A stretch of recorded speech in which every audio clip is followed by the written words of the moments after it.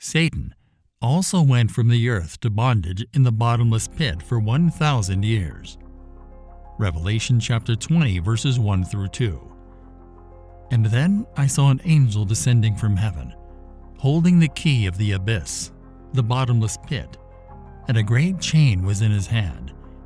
And he overpowered and laid hold of the dragon, that old serpent of primeval times, who was the devil and Satan, and bound him securely for 1,000 years, a millennium. We read, his angels were cast out with him. This implies that demonic spirits are fallen angels who allied with Satan in his rebellion against God. These are his angels. These angels are also the same as the third of the stars of heaven described in Revelation chapter 12 verse 4. And his tail swept across the sky and dragged away a third of the stars of heaven and flung them to the earth. And the dragon stood in front of the woman who was about to give birth, so that when she gave birth, he might devour her child. It's comforting to know that faithful angels outnumber fallen angels 2 to 1, since Satan only drew a third of the stars of heaven. A joyful declaration in heaven. Revelation chapter 12, verses 10 through 12. Then I heard a loud voice in heaven saying, now the salvation and the power and the kingdom, dominion, reign of our God, and the authority of his Christ have come.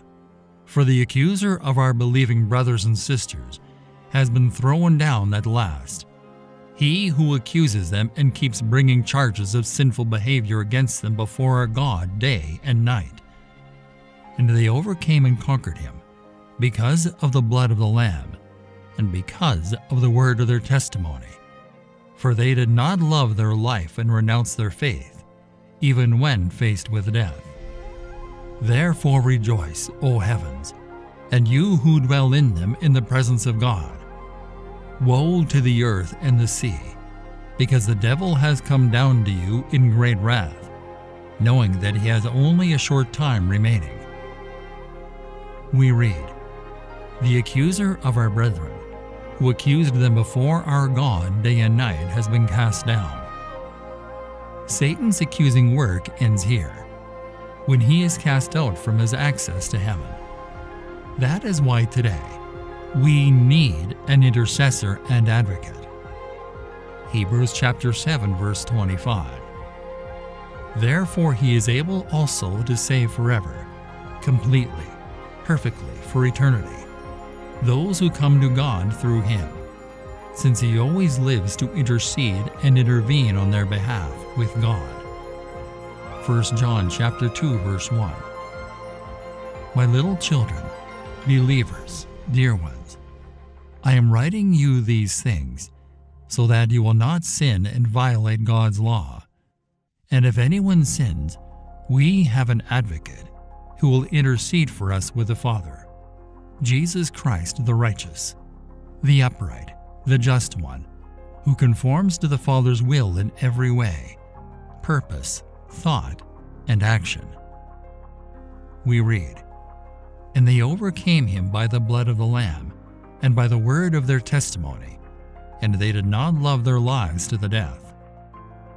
This tells us 3 keys to the saints' victory over Satan.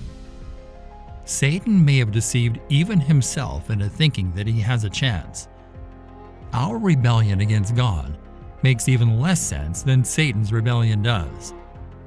The heavens can rejoice over the dragon's departure, but it is bad news for the earth and the sea. The devil knows his time is short, and he is determined to pour out his wrath as widely as possible. The dragon's spleen is vented, especially against Israel, the nation from which the Messiah came. John then offers a simple strategy for believers to overcome Satan's attacks, a 3-fold plan against the devil's assaults: covering, confession, and courage. Christians who think spiritual warfare is an excellent subject to debate but don't think it impacts their lives daily may be vulnerable to spiritual defeat. Good soldiers of Jesus Christ No, Satan roams the earth seeking those whom he may devour. We must be ready. 1 Peter chapter 5 verse 8. Be sober, well-balanced and self-disciplined. Be alert and cautious at all times. That enemy of yours, the devil, prowls around like a roaring lion, fiercely hungry, seeking someone to devour. The primary way Satan attacks the people of God is through blasphemy, and he is the accuser of our brethren. Even so, believers have a divine advocate before God named Jesus Christ. 1 John chapter 2 verse 1. My little children, believers, dear ones, I am writing you these things so that you will not sin and violate God's law. And if anyone sins, we have an advocate who will intercede for us with the Father, Jesus Christ the righteous, the upright, the just one, who conforms to the Father's will in every way, purpose, thought, and action. Satan, the adversary, may seek to destroy God's people, but Jesus Christ is the Good Shepherd. John chapter 10 verse 11. I am the Good Shepherd.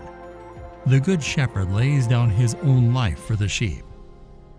John chapter 10 verse 14.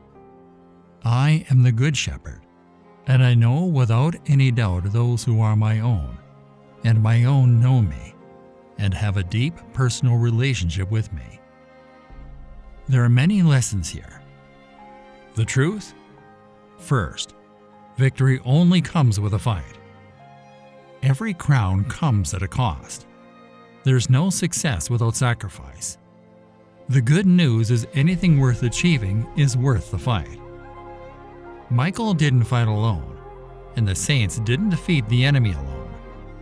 Victory rarely comes without teamwork. God designed us to win in community. A victory should always be celebrated. The heavens rejoice when the Lamb wins. The greater the victory, the greater the celebration. In closing, our question for the day: what's a worship song that has helped you feel closer to God?